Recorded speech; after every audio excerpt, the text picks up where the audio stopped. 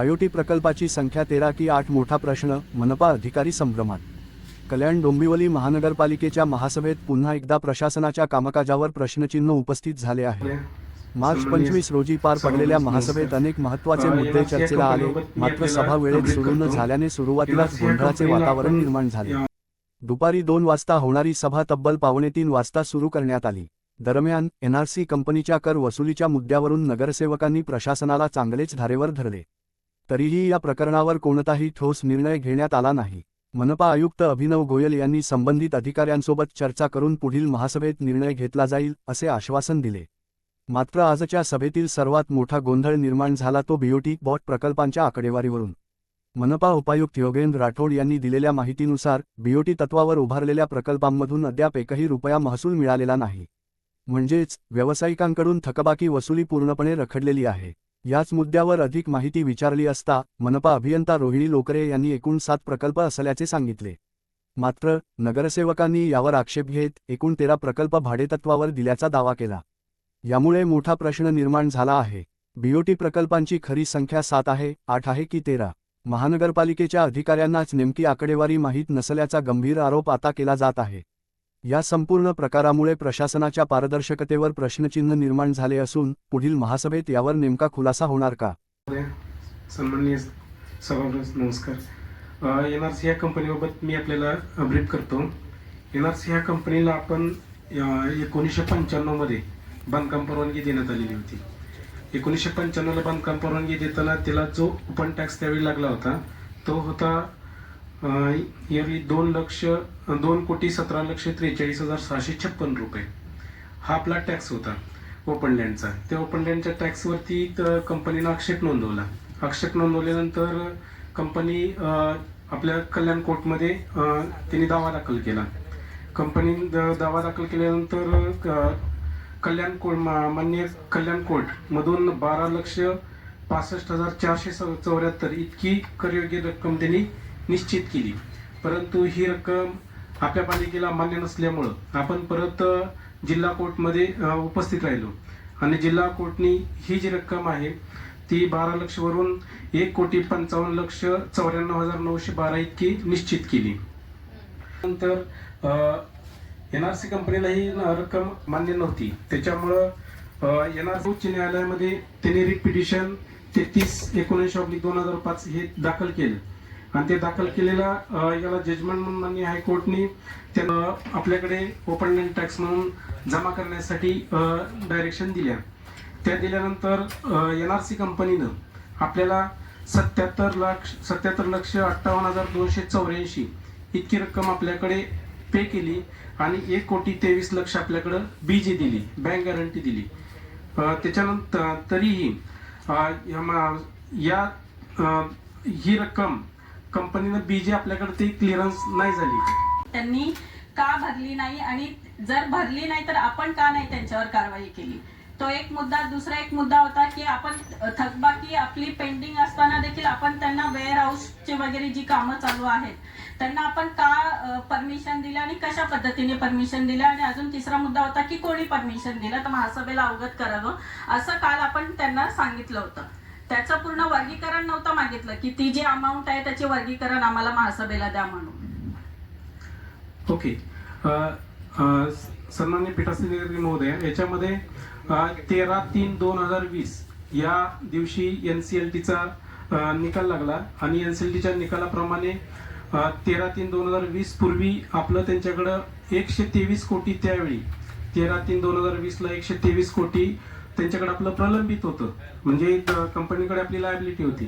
त्यानंतर कंपनी 13/3/20 ला निकाल लागल्यानंतर तिथून एनआरसी कंपनी तीच राहिली, एनआरसीचं नाव तेच राहिले आणि त्या 13/3/20 नंतर जे पण त्याच्यावरती ओपन लँड टॅक्स आहेत आणि जी बिल्डिंग परमिशन दिले गेलेले आहेत त्याचा टॅक्स कंपनीकडून आजपर्यंत भरला जातोय. परंतु हे 123 कोटी आणि त्याच्यावर लागलेली जे इंटरेस्ट आहे कंपाऊंडिंग स्ट्रक्चर प्रमाणे तेच आज आपलं 378 कोटी रुपयेपर्यंत गेलेलं आहे. यासोबत आपण NCLAT मध्ये आपण अपियर झालो, त्याचाही निकाल पालिकेच्या विरोधात लागला आणि त्याच्यानंतर मग माननीय सुप्रीम कोर्टमध्ये सुद्धा आपण त्याच्यामध्ये अपील आपलं फेटाळलं गेलं. त्याच्यानंतर आपण सिनियर ॲडव्होकेट यांच्याकडनं लिगल ॲडवाईस घेऊन नंतर रिव्ह्यू पिटिशन दाखल केलं. ते रिव्ह्यू पिटिशनही त्या दरम्यान ते फेटाळण्यात आलं. म्हणून आज आपण ज्यावेळी त्याचं लिगल ॲडवाईस घेतला त्यावेळी क्युरेटिव्ह पिटिशन दाखल करावं. इथपर्यंत ही आत्ताची या केसची प्रोग्रेस आहे. 378 तर असेच गेले. मग अशा ज्या अमाऊंट आहेत ह्या जर तुम्ही निर्लक्षित केल्या त्या वेळेला, तर आज जे आउटस्टँडिंग आमचं 2500 कोटी आणि 3000 कोटी जे दिसतंय हे दिसणार नाही आणि हे बजेट सुद्धा वस्तुस्थितीवर निर्माण होईल. तर माझी तुम्हाला विनंती आहे, महापौरमध्ये आपण त्यांना आदेशित करावं की त्या पिरियडमध्ये ते जे कोण कामावर होते, ज्यांनी ही केस हँडल केली, मग वकील असतील, आपले टॅक्स डिपार्टमेंट मधले लोक असतील, यांची नावं या सभागृहापुढे येऊ दे. म्हणजे त्याच्या बाबतीतली कोणाच्यावर तरी ती जबाबदारी निश्चित करता येईल आणि 123 कोटीचं नुकसान त्या व्यक्तीमुळे किंवा त्या डिपार्टमेंटच्या त्या तत्कालीन लोकांमुळे झालं हे निश्चित करून सभागृह कुठल्या तरी दिशेला निर्णय घेण्याच्या ठिकाणी आहे. मांडतात तिकडनं राहुल बोलणार, हे सगळे जण बोलणार आणि त्याच्यातनं उत्पन्न येणार आहे का 378 कोटी, तर 100% येणार नाही. मग ही चर्चा सभागृहाचा वेळ त्यांना जो त्रास व्हायला या सगळ्यामध्ये त्यांच्या विषयामध्ये त्याचा निर्णय होणार नसेल तर उपयोग नाही. त्यापेक्षा ज्यांनी ही चूक केलेली आहे, जसं काल मी म्हटलं की ज्यांनी एनओसी दिली या सभागृहासमोर येऊ, म्हणजे निश्चित करता येईल. जसं गोविंद राठोड यांनी त्याला एनओसी दिली विक्रीची आणि त्याच्यातनं हा सगळा गोळ निर्माण झाला. त्याच्यावर गोविंद राठोडांवर नंतर निलंबन झालं शेवटच्या दिवशी. तसं आता आपले कोणी अधिकारी आज कार्यरत असतील तर त्यांना त्यांचं निलंबन म्हणा, त्याला शिक्षा म्हणा, काहीतरी तास करता येईल. त्यामुळे याच्यामध्ये त्या तत्कालीन त्या 13ला आपले आउटस्टँडिंग होते 123 कोटी आणि 13/3/2020 आपले आउटस्टँडिंग 123 कोटी होते. बरोबर आहे. आता त्या पिरियड मध्ये कोण आपले कर्मचारी कार्यरत होते या डिपार्टमेंट मध्ये आणि त्याचे करनिर्धारक संचालक कोण होते, उपायुक्त कोण होते आणि तत्कालीन आयुक्त कोण होते, याची माहिती आता सभागृहाला तुम्ही द्या.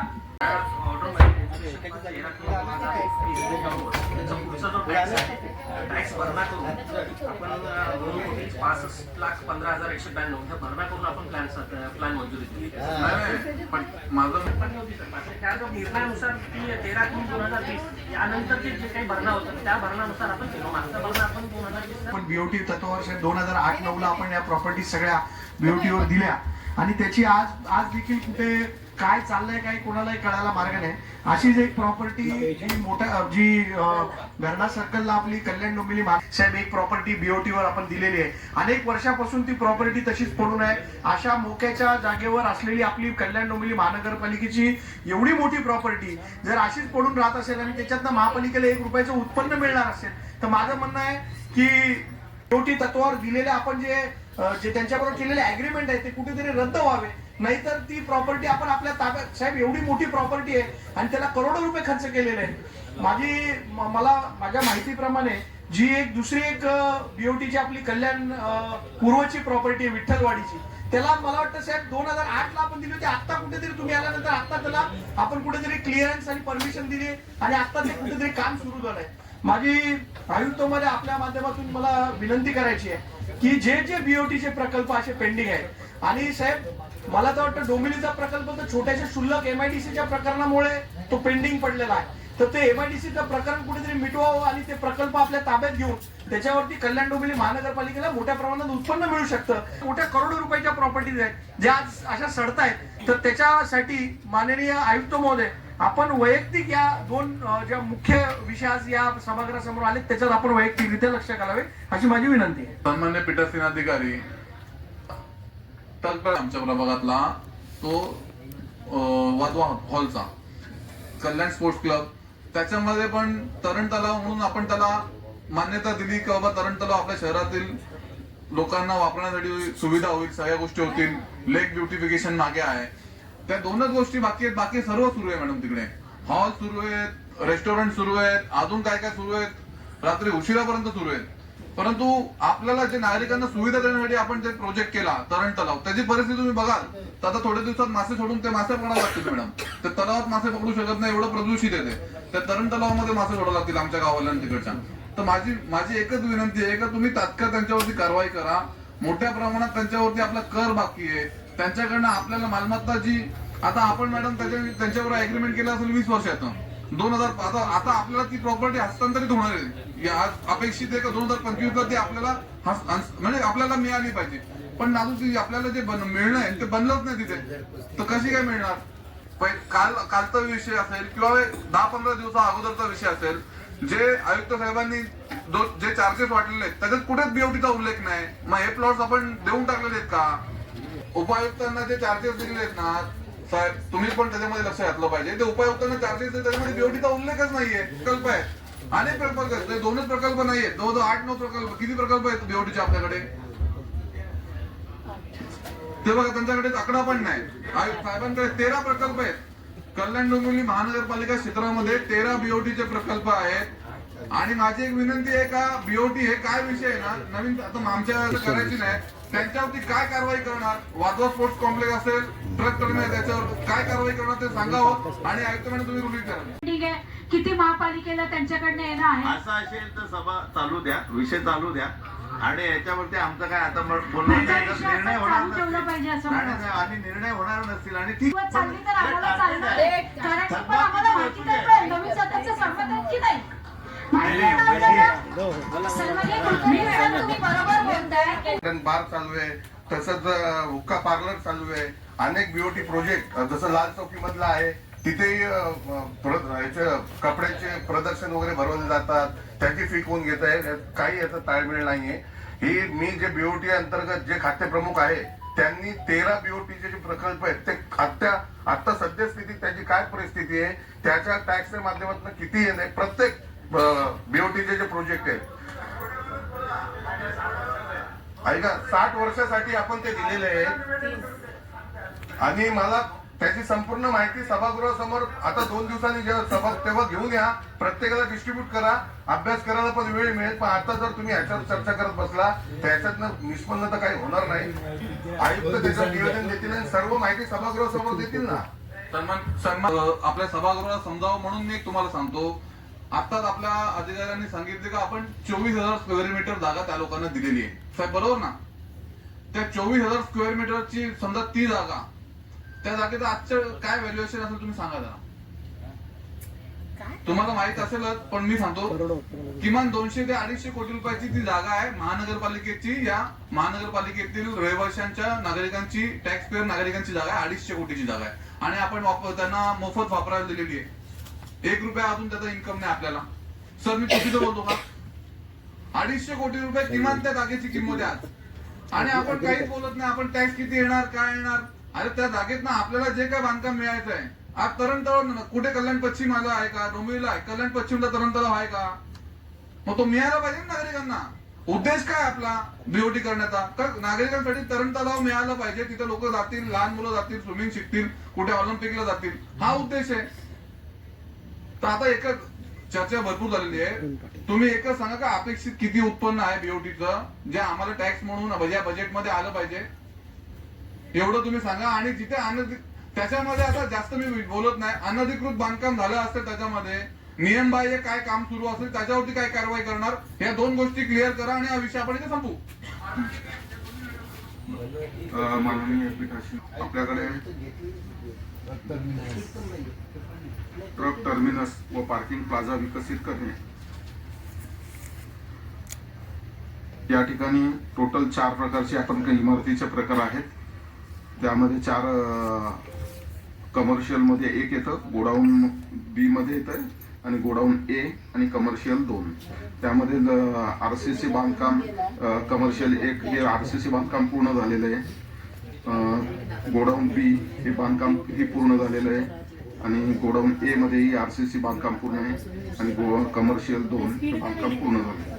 यामध्ये त्यांना आपल्या महानगरपालिकेला रेंट म्हणून 7,04,000 रुपये पर महिना हे द्यायचे होते आणि आजच्या तारखेपर्यंत सदर कंपनीने एकही अमाऊंट आपल्या कॉर्पोरेशन मध्ये जमा केलेली नाही. आजपर्यंत आपल्याकडे एकही रुपया जमा केलेला नाही. पीठासीन अधिकारी मग ज्याची जागा आहे त्याच्या मग याच्यामध्ये कारवाईचा काय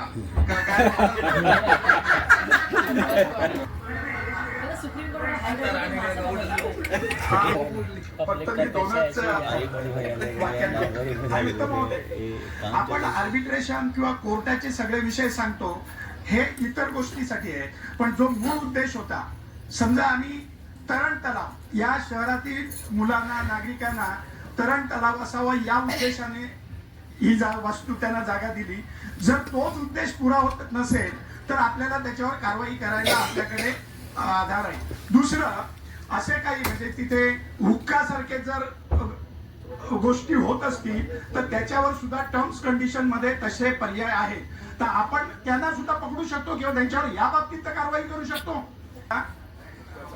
आणि तो टॅक्स भरत नसेल तर आर्बिट्रेशन मध्ये गेला म्हणजे त्याला काय स्टे आहे का, ते हे सगळं आपण एकदा व्यवस्थित सांगावं म्हणजे इथे कन्फ्युजन होणार नाही. माननीय पीठासीन अधिकारी, मगाचा जसा आपण एनआरसी या विषयामध्ये एका कन्क्लुजनला आलो, मला असं वाटतं की त्यांनी 13 बीओटीची नावं वाचून दाखवावी, या 13 बीओटी मधली थकबाकीची अमाऊंट वाचून दाखवावी. ते सांगतो ना, सांगतो कधी पक्षामध्ये एकमत नाहीये, काय काळजी करू नका, त्यामुळे आपण बरोबर करू जे असेल ते. माझं म्हणणं आहे की बीओटीची नावं त्याची थकबाकी. आयुक्त साहेब, आज आपण प्रत्येक विषय निघाला, उत्पन्नाच्या बाबीवर चर्चा चालू असताना कुठलाही विषय चालू असला की एनसीआरटी, त्याच्या पुढची कुठली तरी कनिष्ठ कोर्ट, जिल्हा कोर्ट, हायकोर्ट आणि सुप्रीम कोर्ट, आणि प्रत्येक ठिकाणी आमचा विषय काय तर आम्हाला याच्यामध्ये सुप्रीम कोर्टाने नकारलं, हायकोर्टाने नकारलं, एवढाच विषय फक्त आता ऐकायला येतो. त्याच्यामुळे या प्रत्येक 13 ज्या बीओटी आहेत, या 13 बीओटीची प्रत्येक केस टू केस असा विषय व्हायला पाहिजे. केस टू केस विषय झाल्यानंतर त्या विषयामध्ये काय काय करता येईल, जसं मगाशी तुम्ही आम्हाला एनआरसी या विषयामध्ये सांगितलं. साहेब, एकदा कधीतरी याच्यामध्ये आपण खूप सिरियस व्हायची गरज आहे. वर्षानुवर्षे चालली आहेत, ही बॉडी पण जाईल, पण तो जो व्यावसायिक आहे तो तिथेच व्यवसाय करत राहील, त्याला मात्र काहीच फरक पडणार नाही, त्याला तेच अपेक्षित आहे. आणि म्हणून तो दीपेश शेठ टू केस आपण हा सगळा विषय केला पाहिजे, ज्याच्यामध्ये आपल्याला माहिती आहे आता याच्यापुढे आपल्याला काहीच हाती लागणार नाही, सोडून टाका. पण ते रोजच्या रोज जखमेवर मीठ चोळल्यासारखं करू नका ना. आम्ही पण त्या रोडला जातो, आम्ही तिथे कधीतरी लग्नाला त्या कल्याण स्पोर्ट्स क्लब मध्ये जातो, आपल्या ओळखीच्यांचं कोणाचं असतं 5-5, 7-7 लाख रुपये दिवसाचं भाडं आहे, आणि आपण ट्रक टर्मिनसचा 1 रुपया भाडं त्यांनी 24,000 मीटरचं आजपर्यंत दिलेलं नाही. आम्ही कधीतरी सिरियस होणार की नाही. त्यामुळे या 13 केसमध्ये, आणि मी तुम्हाला आठवण करून देतो साहेब, या 13 ने 15 बीओटी आल्या, आणि त्यावेळेला या 2 बीओटीला त्यावेळेला मी स्वतः विरोध केला होता. त्यातली एक होती कल्याण डोंबिवली महापालिकेची डोंबिवलीतली जागा, आणि आत्रे वाचनालय जे टिळक रोडला येते. अशा प्रकारचे गोषवारे बनवून आणतात की बस उद्यापासून कल्याण डोंबिवली एकदम सिंगापूर झालं, आणि होत काहीच नाही. त्याच्यामध्ये मलाईदार होतो तो फक्त ठेकेदार होतो. आणि म्हणून या 13 विषयाची फक्त माहिती द्या. माझी सदस्यांना पण विनंती की त्याच्यानंतर प्रश्नोत्तर करू नका, माहिती करून घ्या, आणि त्याच्यातनं किती रक्कम घेतले सगळ्यांनी तशी त्या सगळ्याची एक अमाऊंट. आणि मग आपण माझ्यानंतर एक निवेदन केलं, आणि त्या 13 बीओटी मध्ये आपल्याला काय करता येईल त्याच्यामध्ये जर स्पेशलाइज पर्सन नेमा ना, त्याच्यावर होऊ दे ना खर्च आपला काय होईल. तर ही माझी विनंती आयुक्तांनी निवेदन करते. पुढच्या जेव्हा बीओटी आपल्या हातात आलेल्या असतील आणि आपलं काही ना काही इन्कम सुरू झाला असेल अशी अपेक्षा आपण करू, ज्याच्यामुळे आपल्या पुढच्या बजेटला हातभार लागेल. जसं की सांगण्यात आलं की जवळजवळ 13 बीओटी प्रोजेक्ट्स आपल्या क्षेत्रात चालू आहेत. विविध टप्प्यावर हे प्रोजेक्ट्स आहेत, आणि प्रत्येकाला 10 ते 15 वर्ष एवढं कालावधी झालेला आहे, आणि प्रत्येकाची वस्तुस्थिती वेगळी आहे, कारण त्या ठिकाणचं आरक्षण आणि त्या ठिकाणचे बीओटी तत्वावर डेव्हलप करण्याचे टर्म्स अँड कंडिशन्स पण वेगवेगळे आहेत. उदाहरण स्वरूपात आता जी चर्चा झाली की 2-3 प्रोजेक्ट्स आहेत जे जसे ट्रक टर्मिनस आहेत, किंवा एक कल्याण स्पोर्ट्स क्लबचा एक उल्लेख झाला, तर तिथे काही गोष्टीचे काम चालू आहे, म्हणजे व्यवसाय चालू आहे. डोंबिवलीच्या जसे आपण बिल्डिंग पाहतो तर जातानाही इनफॅक्ट जेव्हा मी जॉईन झालो होतो तर गेल्यानंतर जेव्हा गेलो तर मलाही तो प्रश्न होता की कुठली अशी बिल्डिंग आहे म्हणजे असं जे पडून आहे, अबॅन्डन्ड आहेत, म्हणजे एक साहजिकच आहेत तो. तेव्हापासून म्हणजे माहिती मी पण घेतली. रुक्मिणीबाईचे समोर पण जिथे आपलं आंबेडकर गार्डन आहे तिथेही एक जागा आहे, तिथे फक्त ग्राउंडच आहे, म्हणजे ओपन ग्राउंड आहे तिथे. तर असे एकूण मिळून 13 प्रोजेक्ट विविध स्तरावरचे विविध टप्प्यावर आहेत. त्याच्यामध्ये आता जे मुद्दा निघाला त्याच्यामध्ये मी त्याला निवेदन करताना 2 गोष्टीवर मी निवेदन करतो. त्याला बायफर्केट करतो 2 मुद्द्यांवर, जेणेकरून थोडंसं सोपं जाईल. जिथे जिथे काही असे याचे बीओटी प्रोजेक्ट असे आहेत जिथे एक प्रकारचे रिझर्वेशन होता, त्याच प्रकारचे रिझर्वेशन करण्याकरिता आपण तो डेव्हलपमेंटसाठी दिला. ते बीओटी मंजूर करतानाच आणि टेंडर काढतानाच त्या प्रकारची ऍक्टिव्हिटीज व्हावी म्हणून आपण ते काढला.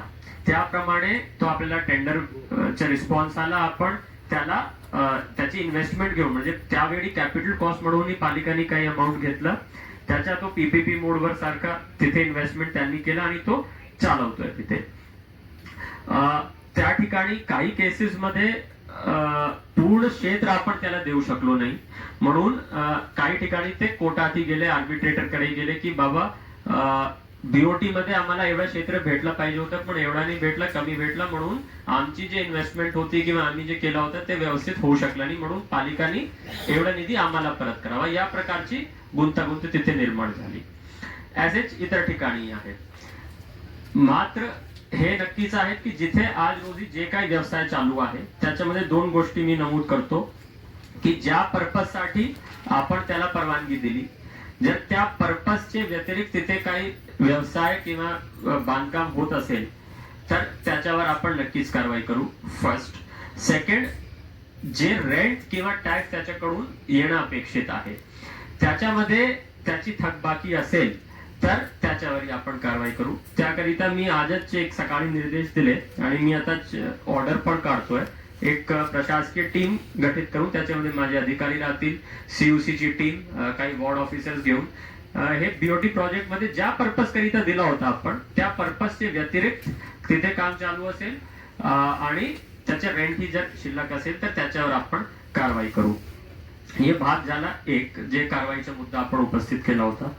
आणि जे दुसरा मुद्दा आहे तो आहे की आता या प्रत्येक केस आपण कुठेतरी मार्गी लावला पाहिजे. त्याच्यातने 2 गोष्टी साध्य होणार. थोडाफार उत्पन्न आपल्याला भेटेल आणि शेवटी हे जागा आज रोजी आपल्या दृष्टीने किंवा शहराच्या दृष्टीने लँडलॉक झालेली आहे, तिथे काही होत नाही. शेवटी हे प्रोजेक्ट उभे झाले, ट्रक टर्मिनस आला, स्विमिंग पूल झाला, तर नागरिकांना एक सुविधा त्या ठिकाणी उपलब्ध होणार. तोच या प्रोजेक्ट करण्याचा एक मूलभूत उद्देश होता, जे आज रोजी काही ना काही कारणापोटी ते साध्य झालेलं नाहीये. म्हणून केस टू केस वाईज आपल्याला याच्यामध्ये जावं लागेल. मागच्या वर्षीही आम्ही 2-3 केसेस जे थोडस सोपे होते, ज्याला आपण लो हँगिंग फ्रुट्स म्हणू शकतो, त्याला सॉल्व्ह करण्याचा प्रयत्न केला प्रशासनाच्या मार्फत, ज्याचे एक उल्लेख माननीय नगरसेवकांनी पण केला की कल्याणपूरला एक प्रोजेक्ट चालू आहे. असेच आणखी 1-2 प्रोजेक्ट्सवर आम्ही वर्कआउट केलेला आहे.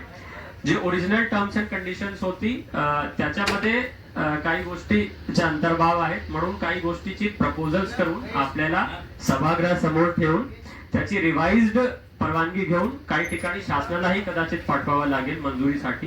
एखादा केस जागाचा रिझर्वेशन एक होता, बीओटी काही दुसरे कामाच्या काढला आणि टेंडर दुसरे कामाचा दिला, पण मूळतः रिझर्वेशन बदलण्याची अट त्याच्यामध्ये होती. तेव्हापासून आतापर्यंत तो रिझर्वेशनच बदलला गेला नाही, म्हणून तो प्रोजेक्टच त्या ठिकाणी होऊ शकला नाही.